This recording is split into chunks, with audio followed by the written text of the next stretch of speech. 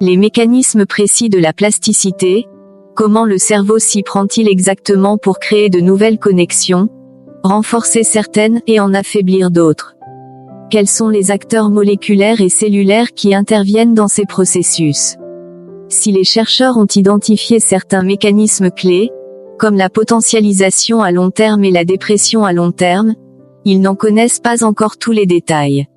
La plasticité cérébrale, également connue sous le nom de neuroplasticité, est la capacité du cerveau à modifier sa structure et son fonctionnement en réponse à des stimuli internes ou externes.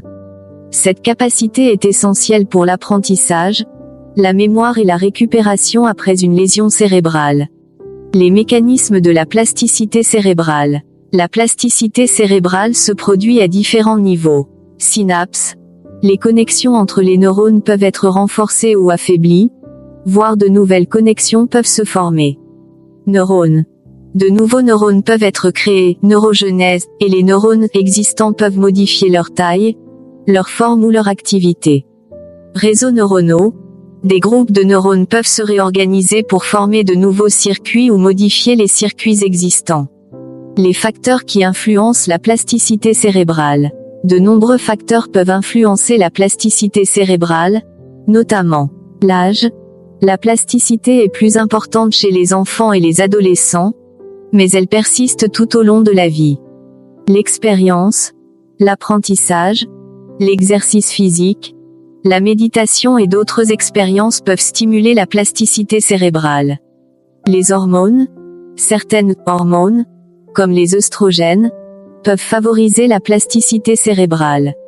Les facteurs génétiques. Certaines personnes ont une plus grande capacité de plasticité cérébrale que d'autres.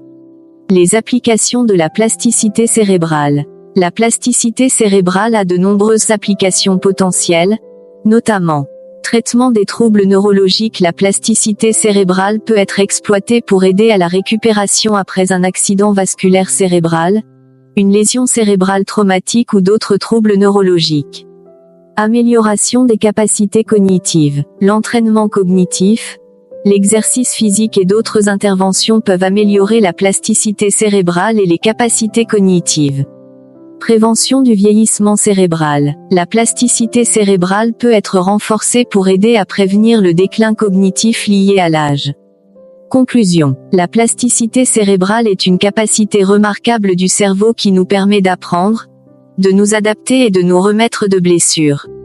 En comprenant les mécanismes de la plasticité cérébrale et les facteurs qui l'influencent, nous pouvons développer de nouvelles stratégies pour améliorer la santé cérébrale et les capacités cognitives.